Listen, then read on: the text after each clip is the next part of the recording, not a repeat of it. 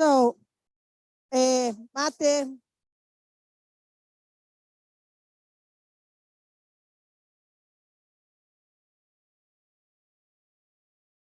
Okay, so welcome once again to the Ports of Genoa stand.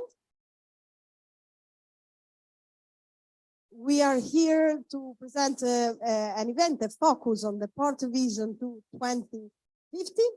So I leave the floor to Laura Ghio, who is the Director of Planning and Innovation for the Ports of Genoa, that will introduce the works of this evening. So, Laura, the floor is yours. Thank you. Thank you very much. Thank you everybody for being here, and also for people connected online. So I will deliver you a short presentation on Port Vision 2050, and together with me, I will share the presentation with Paola Giampietri, Manager of Port Planning. And the issue, let's say, is a challenge because we are talking of a, sorry.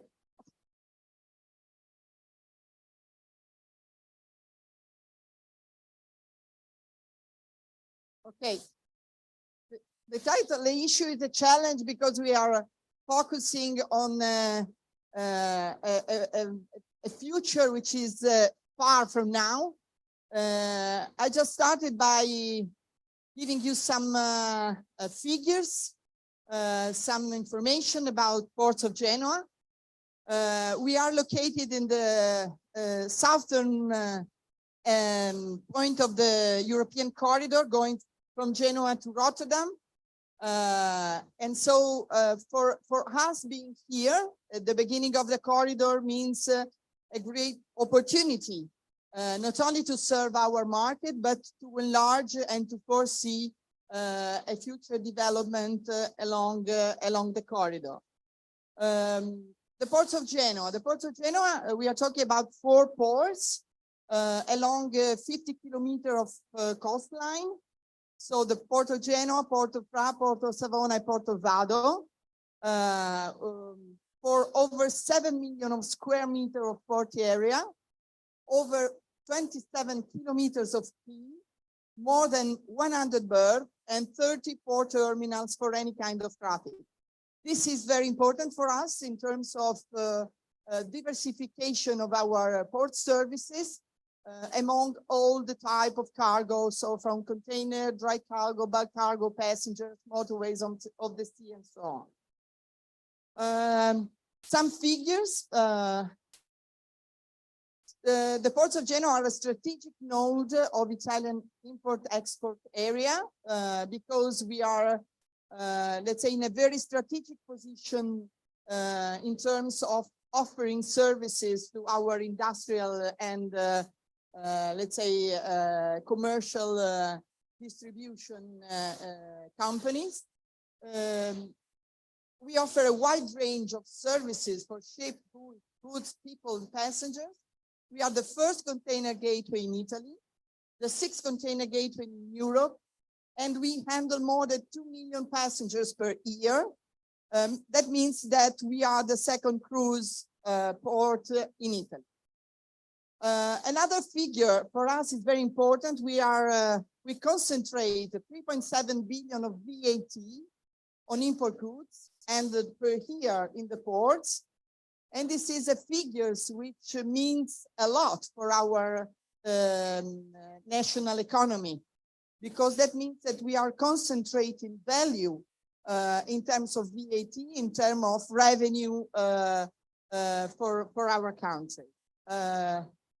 We employed more than 37,000 people, and we are talking about the clusters, so port terminals, stevedoring, agency, transport companies, and so on. But these numbers grow up to 122,000 if we consider all our national market. In terms of investment, in terms of planning, we are talking about the future. So we are an ongoing public investment of more than 3 billion euro. This is already planned and ongoing. And this is a very important number. Which are our strengths, in our opinion now? First of all, the diversification, multi-business facility, because we believe that offering different all kind of services for our customers means a lot in terms of strategic position. So we are very, let's say, we try to be proud of what we are offering, what we are able to put in terms of terminal handling. Then again, we have a strong competitive position in Northern Italy. Northern Italy, which concentrates the biggest part of the Italian GDP. But we really think that our position is strictly connected to the capacity of expanding our market through better intermodal connection. So we are trying to enlarge our market. And so that means network of transport and we are talking about the future. We are still in the future, even if we are talking about now, because of this 3 billion euro investment program.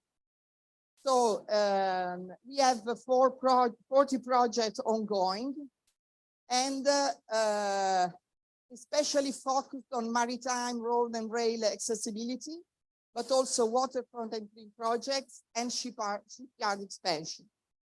I would like to focus a little bit on two main issues, of course, on two main projects. The first one is the new breakwater. We are talking about of an intervention of around 1 billion euro, and this will mean a lot for our ports, because it represents a direct access for larger container ship, and it has to be considered as let's say a strong part of a network of infrastructure which started from the port and go through the European corridor. So which investment that are developed are ongoing along the corridor. So we are talking about a last mile connection, the third Terzo Valico, which is a very important part of the corridor. This means this intervention is going to be just started and is going to be finished within the 2026. It is financed by the resilience plan, and so for us it's a great, very strong opportunity, together with the last mile investment in terms of road and rail. So a little bit of, I would like to give you some very short focus on which are our strategic objectives. Probably it's anything which is completely new, because we are talking about an international port. But of course, we are focusing on increased competitiveness, increased value, increased sustainability.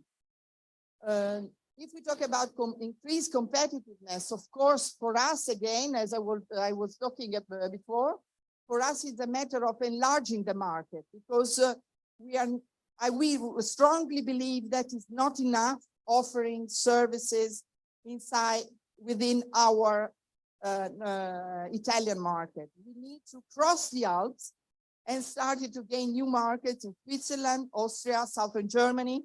So this is probably why we are here. Doing this means, of course, focusing on logistics. We are a port authority, but we really believe that even as a public body, we need to push a lot on this issue, because we strongly believe that it is only through let's say a developing of the all logistic chain that we will be able to gain a new market. Increase the sustainability. So we in the future we really have to deal with the environmental impact. That is not is something that everybody knows, but today it's an issue. It's an issue that everybody has to face, and so we will be working on green solution. And among these solutions, we believe that the rail services with an increase in traffic flows means choosing, let's say, an environmental way to get the container and the traffic flows go through the ports and towards the market. Then talking about value, for us, again, as a public body, we strongly believe that employment, so labor force, it's a value for us, for all the territory, not only for Genoa, but also for all our region. We know that the automation and the efficiency which is going to characterize the terminal operator will mean in the future less worker in terms of operation and let's say labor strictly connected to the port. But this is why we are really focusing on the future in terms of different type of labor. So we are talking about white collar. We are talking about different kind of qualification, let's say, which who are going to be employed in the port. But also value-added activities. So trying to let's say to develop logistics and other kind of company which are able to add value to the main handling. And this is very again, it is very important for us. And then I left two issues. So the relationship with the territory and the growing with the territory, because as Paola Giampietri will show here in a minute, for us, planning a new port, thinking about the future means thinking together with the territory, because the territory is very close. We don't have, we have space, we have, but we need to maintain a good relation between the port and the city. And for us, it's very particularly true, not only in Genoa, but also in Savona and Vado. And so this is something in which we would like to focus. So I'll leave the word to Paola Giampietri, and later on we will discuss with our with the panel this. Thank you, Laura. Good afternoon to everybody. The work that now we need to do is to translate those strategic objectives into the two new master plans of Genoa and Savona Vado Ligure. We saw that very strategic interventions had just been anticipated in this period of transformation of the city and the port, like the new breakwaters. But what we need now is to complete the scenario of port development of the future. And so, as it is quite a complex job, the last year, the Port Authority launched a public tender in order to acquire professional support from extern. And at the last of the tender, the winner was a group of the firms that you see in the slide: BTP Infrastructure, Ambiente, Aquatecno, KPMG, OneWorks, Servizi Tecnici, and Sistematica. And this group is comprehensive of all the competencies that we need in our planning process. And so economics, engineering, environmental analysis, transport modeling, urbanistic, and so on. As for the methods that we are going to approach in this planning process, we start in the first phase with stakeholders interviews, because it is necessary to involve the main private operators working with the ports in order to collect the voice of the customers and to collect them in a wider vision of the Port Authority.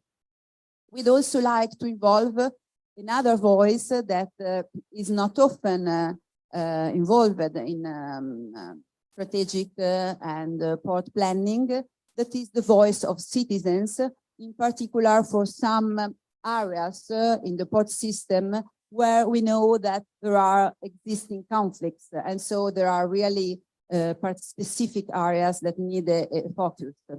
The new master plans are planned to be finalized within the end of 2024. So these are two hard work years, I mean.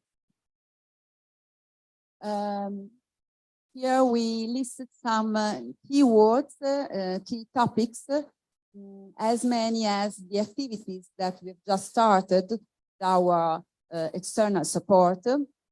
We know that in a planning process, it is not possible to start and to think about developing port scenarios without focus on maritime traffic scenario and on the competitive position of the Port of Genoa. This is an activity that gives us the motivations for the elaboration of the future vision of the port and future scenarios. Port and city interaction is a very strong issue, as Laura Ghio told us before. The proximity of urban areas to the port operative areas is really strict in many of the contexts of our port. Environmental issues are, we know, overused in this period, but we cannot think about circular economy or clean energy in our planning process. So this is again one of our focus. And energy topics, we know that there is a lot of uncertainty till now about energy topics, but what we have to do as a port authority is to be prepared to the challenges that the sector will present in these next years. Industrial vocation is really strong, most of all in the Port of Genoa. We have two big areas of shipbuilding and ship repair. And so this is a great issue also in relation to the port and city interaction because of the impact of industrial activities on the territory. But we know that it's really precious also for the labor and for the economics involvement. And at last, but not for importance, accessibility and logistics. In our analysis, we want to analyze the supply chain linked to the port system in order to acquire and to individuate the major driver that lead the choices of the operators. Now, in the few slides that follow, there are some images linked to these issues. Here we compare the area planned by the port plan to the area planned by the city plan. And you can see also the classical morphology of the territory of our port here in Genoa, but in Savona Vado Ligure it's the same. These two maps, this one and the next one, represent the work that we did in the strategic document. Here we try to separate, because the legislation asked us to do, the port operative areas from the urban areas or the port city interaction areas. But it is not all black and white. I mean, there are some gray areas, and we try to individuate those that are called axes or areas that need to be co-planned from the municipality and the port authority. And so now in this process, we are trying to concentrate for the urbanistic in charge of the urbanistic competencies to these particular areas. This represents the same for the territory of Savona and Vado Ligure. We love this picture because it is really representative of the proximity of the city to one of the two industrial areas that I told you before. And so the development of the industrial activities has to find a compromise with the impact that these activities has on the territory.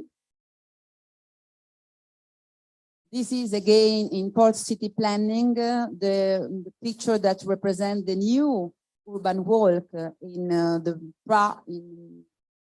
in proximity of Pra terminal. And here again, another image of the basins in the eastern part of the port of Genoa, the industrial sector, industrial district. And another thing that we listed before, it is the future of energy. Here we can see the actual oil mineral terminal, but we have to think and to prepare for the transition that is in act now. Thank you.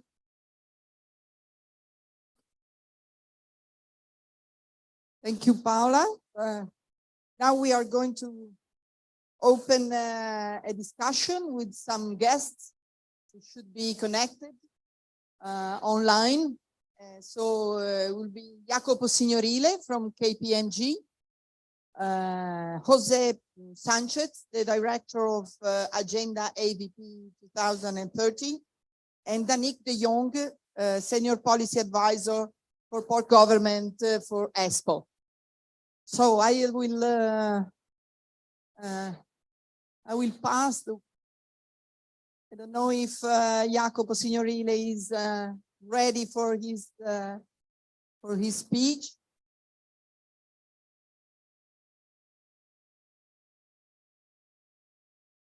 He's not ready. I think that we make a little change, and maybe I will ask Jose Sanchez to intervene I hope you would have the chance to follow our intervention and just to know his perspective about these issues. Yes. Thank Hi. Do you hear me? Do you hear me? Hello? Can you hear me when I'm speaking? Hello? Hello? Yes, hello? Hey. Hi.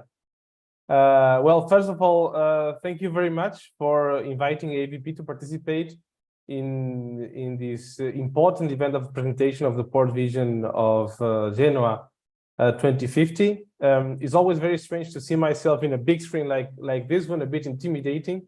But in any case, it's an honor to be here with you. I have not prepared any kind of presentation, really. I can just, I would just like to share some comments on what I have seen, the presentation that you've made, and some of the things that we're seeing globally. From AVP perspective, what we see in our network, by the way, before I start, perhaps AVP stands from Association Internationale Ville et Ports, so International Association of Ports and Cities. We have a global network of around 185 members, combining port authorities, municipalities, companies, and so on. And of course, Port of Genoa is one of our long-term members, and it's always a pleasure to work with them. What I wanted to say is that from AVP perspective, what we see is that since the launching of the SDGs, the famous Sustainable Development Goals by the United Nations, we're happy to see that the members of our organization and ports globally are embracing these principles, and they are gladly integrating them in their port strategic documents and port visions. And I think this is also what I think we will see also from the Port of Genoa, as it was said more in the speech than actually in the images.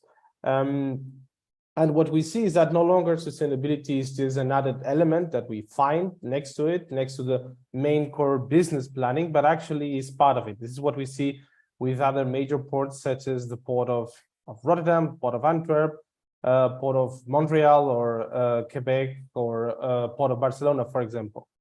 Now, what we also see is that, and this is what I was very happy to see here, is that it's no longer just about having a vision for the port in itself alone, but actually embracing the territorial capacity and the territorial impact that the port has. We see, for example, the cases of the Port of London, that is no longer just developing a vision 2050 for its own economic and logistic activities, but actually is in charge of developing the Thames River vision, embracing a territory of around 95 miles. And this is something what I think we could see here in the presentation by the Port of Genoa, the fact that is no longer just focusing on the specific boundaries of the port, but actually embracing a vision for over 50 kilometers of coastline, in which there are several port areas along with it. And of course, this responds to the governance structure of the port that is not just the Port of Genoa, but is a port system authority, and this is perfectly in line with what we see. Now, just to conclude, and then I will give the word to my colleagues here on the panel. Another point that I would like to make, and I hope we can later explore, is the courage of the planning team and the Port of Genoa of accepting there are zones in the along all this complex planning that are potential conflict zones. There are zones where we have tensions with the citizens, we have tensions with the city, and this is something that indeed has to be addressed and has to be prepared and has to be managed through a quite intense and long-term even stakeholder engagement process.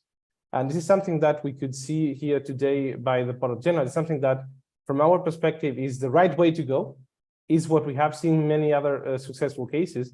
And in fact, I would like later perhaps to know a bit more by the authors and the technical team that is behind this ambitious plan, how they're planning to embrace this and to solve all these potential dialogue process that they will have to develop. So I don't want to take more time because I don't know exactly how much time we have for the debate.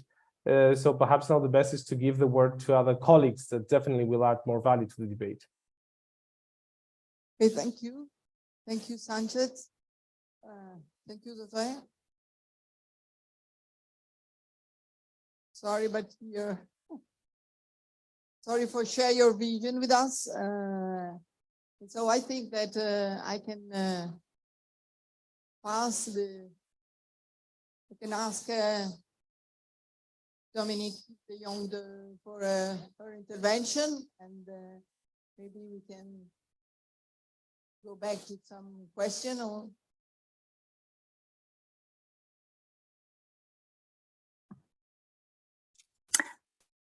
Hello, do you hear me well?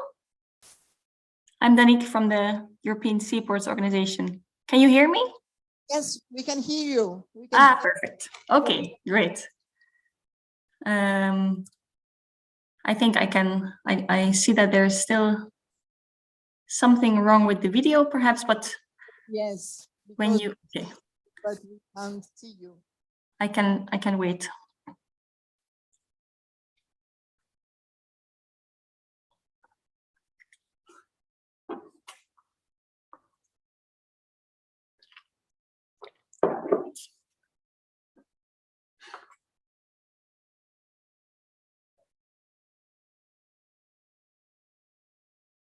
Hello.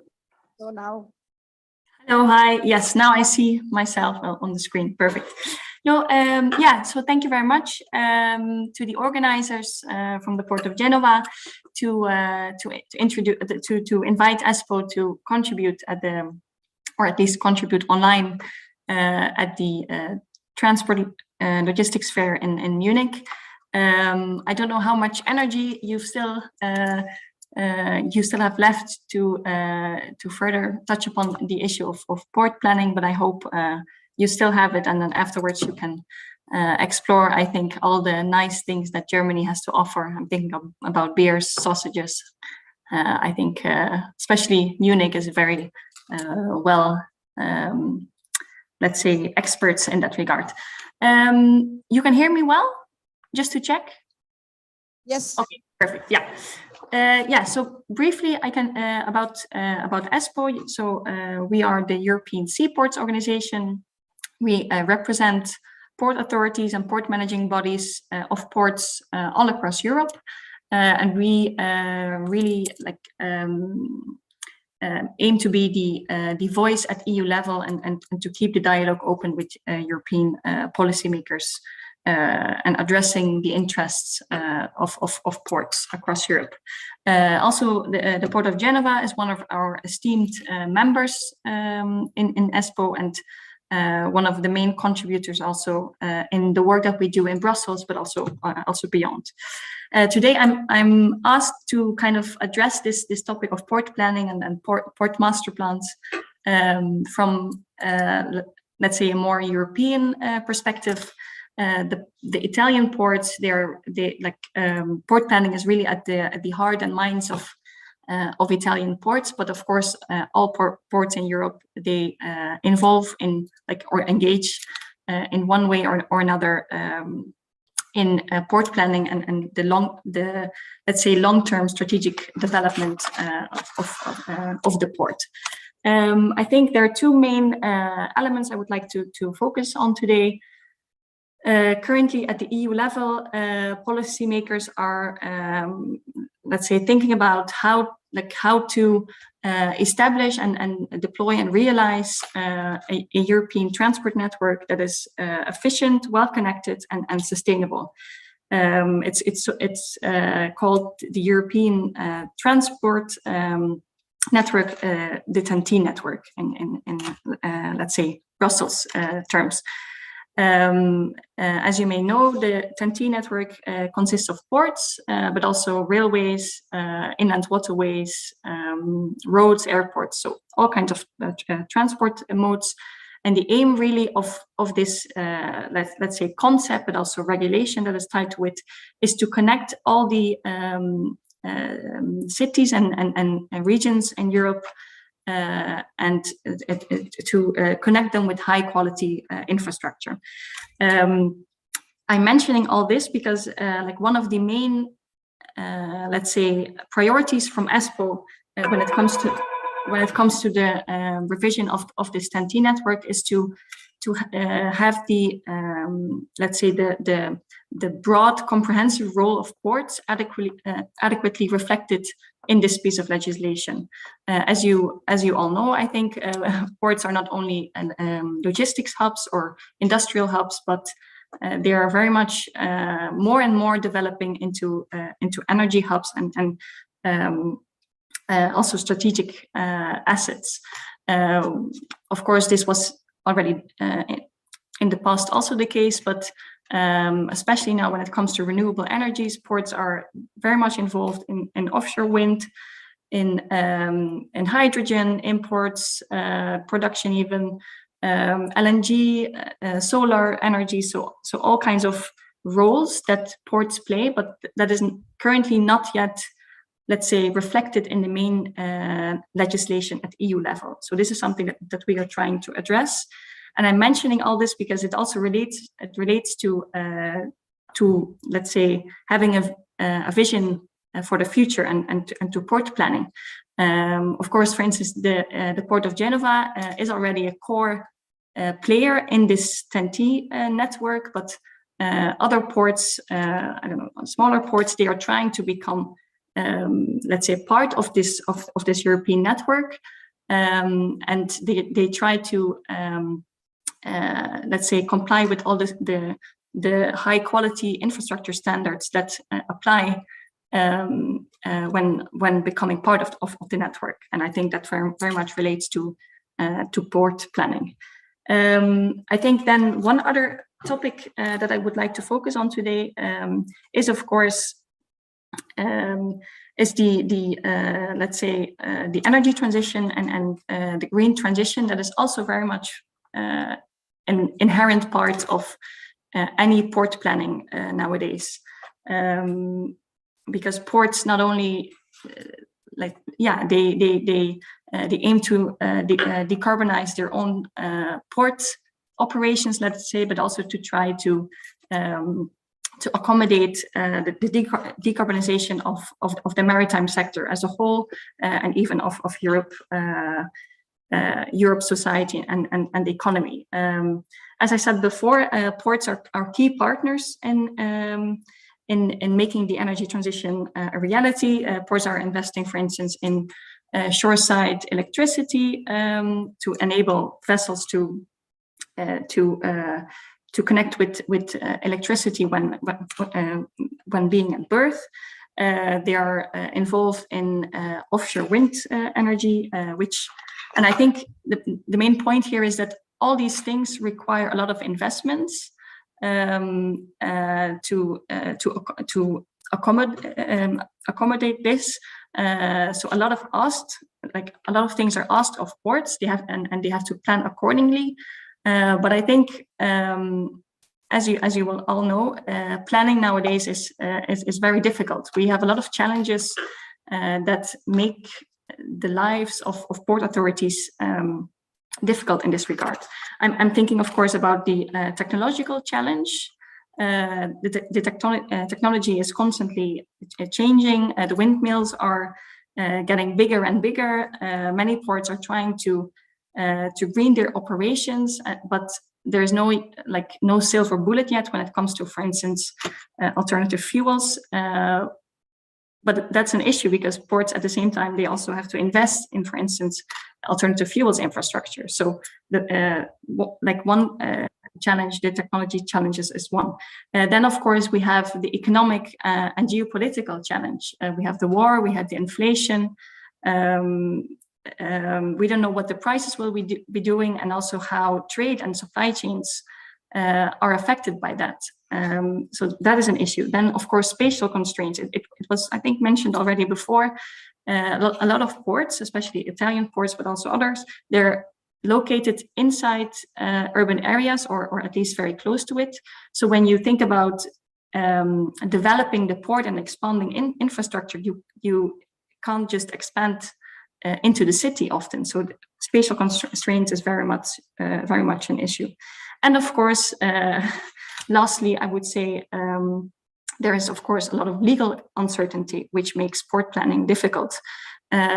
Definitely also at EU level, but also national and regional level, the legal landscape is constantly changing. We have the Green Deal, we have the Fit for 55 package at EU level, with constantly new targets, new objectives that ports have to, let's say, adhere to.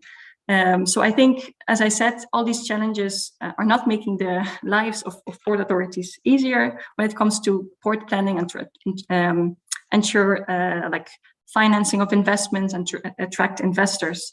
But I think at least what we at ESPORT try to do is to, and then I will stop also, is first to bring the ports together, because I think all ports, let's say, are in the same boat. They have the same challenges. So why not learn from each other and cooperate where possible?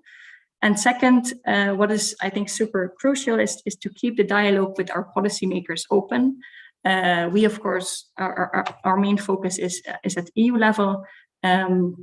So yeah, we try to have the voices of Europe's ports heard and aim to end up with legislation that is not, let's say, preventing or burdening, but actually helping ports to really make these transitions, the energy transition and the green transition happen, and to allow them to play this vital role for Europe's economy and society as a whole. I think I will leave it at that. I don't know if there are any questions at this point or later, but I'm happy to answer if there are any. Thank you, Dani. I realize that of course, we are sharing common vision. So not only with you as a representative of ESPO, but also with Jose Sanchez, the representative of AVP, because I strongly believe that our issue, our problems, our way of working and dealing with problems are common to most part of European ports at an international or national level. So I think as a Port of Genoa, we will continue open to, of course, to collaborate with you more and more, just to grow on this path. And I will ask Jacopo Signorile. I apologize with him because we had some changes in our program. He should intervene just after us. Jacopo Signorile is working from KPMG. He's working together with us in the ongoing process of the new port master plan. So he will deliver a short perspective of the, let's say, of the economic scenario and the competitive position of our ports. I don't know if Jacopo can hear us, if you are ready or not. No?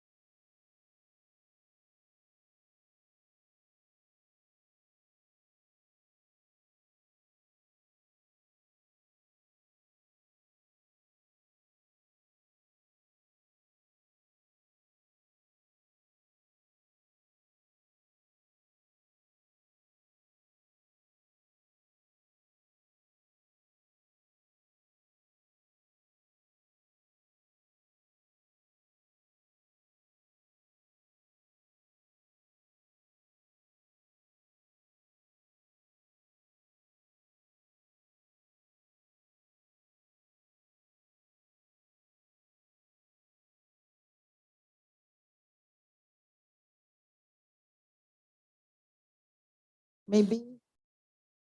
No?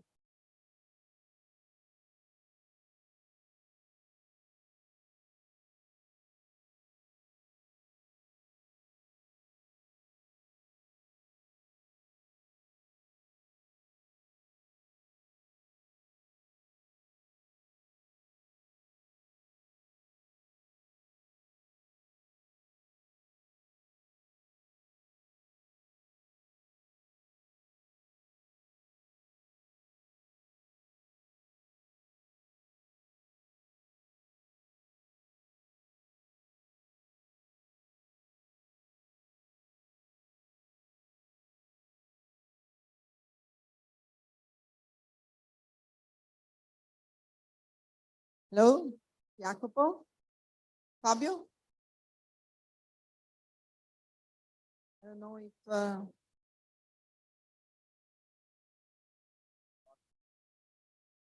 okay. So we have a technical problem. So I will ask Fabio Salvatici from KPMG if he's connected to show himself or check if you Yeah. can hear Hi, Laura. Hi. us. Sorry, Fabio. I try. Only 1 second.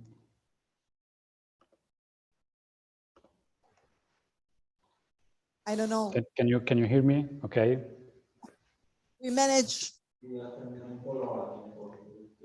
Hi, sorry, but Jacopo cannot connect. Has a problem with Zoom link. Okay, I don't know if you have a presentation, if you want to Yeah, your intervention. I share. Yes, but I probably disabled share. I can't share the presentation. You can share the presentation.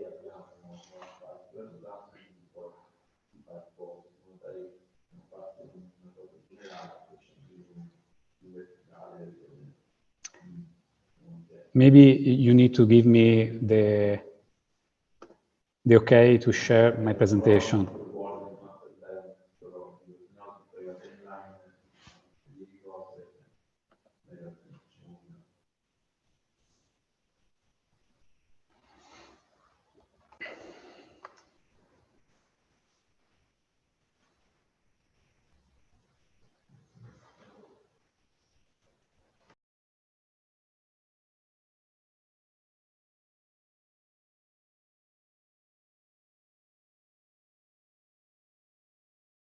So Fabio, we can Okay, perfect.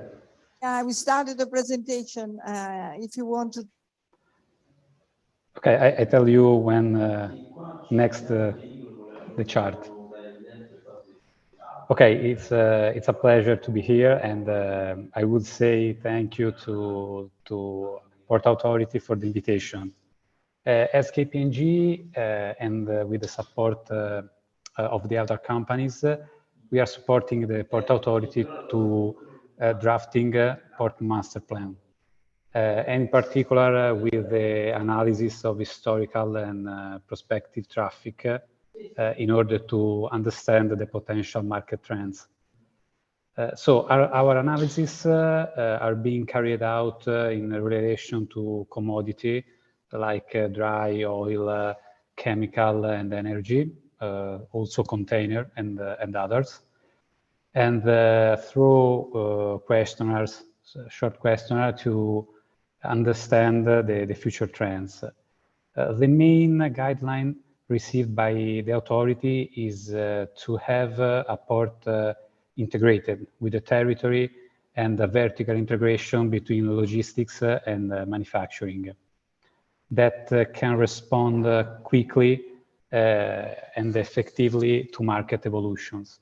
So planning should start from the drivers, from the research of drivers through which to activate existing economics and identify the intersection, for example, infrastructural intersection otherwise. So in the first chart, the first chart is related to the main trends in the seaborne market that we are seeing internationally, with a focus on the Mediterranean Sea. So globally, we observed a moderate growth over the last 6 years, with a higher growth expected in the coming years, in particular due to the gas and container segment. In the other hand, the contraction in the oil segment is mainly related to the current green transition. In the next chart, you can see the Mediterranean Sea. If you can, exactly. And the Mediterranean Sea, there is a relevance increase both in terms of goods handled and in terms of expected growth. The main figures is 3.5% compared to 2.8% in the world average. In fact, in the last 20 years, the TEU handled has more than doubled. Growth is also observed in the short sea shipping activities, and in particular in the North Africa. The area is the most interest area in this period. In the next chart, you can see the port of Genoa, with a marine trade that is substantially flat in the last 5 years, with a small contraction in the bulk segment. Overall, in the next chart, is shown the important change in the recent years, in particular, an increasing of concentration in alliance that provide extensive coverage range and management of increasing large fleet. So the other point is the progressive vertical integration of carriers can also be observed. Carriers are progressively occupying all points in the logistic chain. Other interest point is the increase of the size of the container ship, which has more than doubled in the last 20 years. This is an interesting fact, is that more than 50% of the order book in terms of TEUs will be carried by 25% of ships in the order book. So the ships are bigger than in the past, with a high volume of TEUs. And the last point, but not least, the energy transition is moving the fleet towards dual or three-fuel engines, mainly, in this case, oriented in the LNG fuel. Overall, we can see in the next chart that the demand-driven market environment is the infrastructure. Infrastructure level serves the transport and the logistic layers. And therefore, the analysis of master plan must not start from the infrastructure level, but from the demand from transport service and from economic activities. Sorry, one moment. Okay, Jacopo, can you hear me? I can hear you. Sorry for this technical delay. I'm very sorry with all of you. And thanks for I leave you the floor. Substituting me for the first few minutes, and more than efficiently. And sorry about that.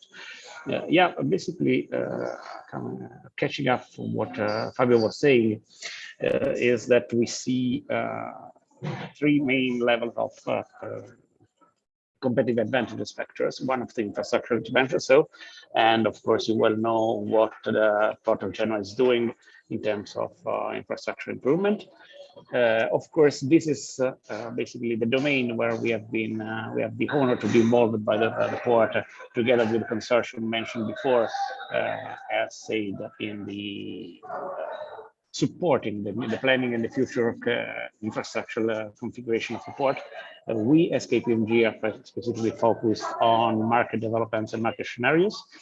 Of course, this means several dimensions, which includes, of course, the trade volumes, the shipyards and ship dimensions, as well as routing, seaborne and landside routing of goods, as well as some new dynamics in the logistics market that we had the chance to identify, and for definitely that you know better than us, but would be a pleasure for us to discuss with you. And I'm specifically mentioning the number 2 and number 3 in reverse order for the slide you're seeing right now. And more specifically, what we see is that I think you don't see the presentation, but the idea, our idea is that the port competition is for sure the dimension of infrastructure and endowments and capabilities, but more and more on the specific service offerings of each port, which means that the port is not only infrastructure availability, but is more and more competitive among the others on services for transport, for operators, and as well as of manufacturing. And the other thing we are seeing in the sector, and more specifically, more and more in the Genoa development perspectives, is the increasing interactions between port required and port related activities. On this, we mean the port required are basically activities that are specifically that for them is necessary to be located in the port, and port related are all the activities related in the hinterland. The competitiveness of the port is more and more determined by the level and number of activities among the ports and in the hinterland and port related activities, which means that logistic interconnections as well infrastructure interconnection not only within the port, but within the connection of the captive areas, the catchment area, if it was an airport, it would be said like this, of the port is increasing more and more, determining its potential, competitive potential. Going to the next slide, basically what we see. We see now, I think it's quite recently, the news on the newspaper that CMA has brought the Bolloré logistics quite recently. And so this is one element of confirmation of what we see as a dynamic in terms of increasingly integrating logistic chain, which means that we don't see a chain as it was in the 90s and early 2000s, where we have several different operators, sometimes competing among each other in the different length of the logistic chain, but we see more and more an integration in this leg, and more and more an integration of the overall door-to-door transit of goods, which means, for example, in terms of terminal operators as well as forwarders, as well as railway undertakings, which are increasing, as I said, the hinterland and the captive, the catchment area of the port. In the specific case for Genova, not only within the Italian territory, but even more and more out of the Alps and to Central to Central Europe, including Austria, Switzerland, and possibly more and more to Central Europe. Within our work for the port of Genoa, of course, we are looking specifically on the dynamics of several sectors, so not only, of course, logistics, of which we are talking right now in this meeting, specifically because of the focus of this conference. We are figuring out also, of course, we are studying development scenarios in terms of dry bulks, in terms of shipyards, in terms of all the ferries and passenger transport, trying to support the Port Authority in their planning exercise, giving them the most accurate as possible idea of the different scenarios that could be facing in the next and far future. Of course, and then I go to the final slide, and again, I apologize for this technical problem. Of course, we are not focused on two main challenges that ports are facing right now, which are related to what is called green ports and to what is called digital ports. Of course, both of these are becoming more and more competitive factors for ports. Genoa is doing a massive effort in both areas, to be honest. And of course, this is a qualification aspect for a port, which is very important. Of course, cold ironing will be more and more critical aspects, and to some extent will become mandatory in the very next days. Of course, the carbon footprint of the port and for the transport as a whole is becoming a more and more determinant factor for routing, as well as the environmental and green aspects are becoming rather determinant for investment funds, infrastructure investment funds, in order to identify and select their targets for investment. Because in the recent time, the carbon footprint and the ESG aspect evaluation are becoming more and more present, and one of the main determining factors in investment strategies for funds. Digitalization, of course, is something that is related to the capacity, of course, of offering value-added service to operators, and this Genoa has done quite large and relevant step forward, but this is not, of course, the focus of my intervention, which I think I'll stop now. And thank you very much for inviting us, for giving us the chance to support you. And of course, I'm happy to listen and try to answer all the questions you should have. Thank you very much. Okay, thank you very much. Thank you to Jacopo Signorile and Fabio Salvatici from KPMG. I'm sure we'll continue in the next months and years to work together in the development of the new Port Master Plan. So I think that all the intervention went through a very important and strategic issue for our ports, for the all ports of at the European level. So I thank you again, also Jose Sanchez and Danik de Jong, and thank you everybody here and everybody connected through our virtual system. So thank you, and see you in the future. Thank you very much.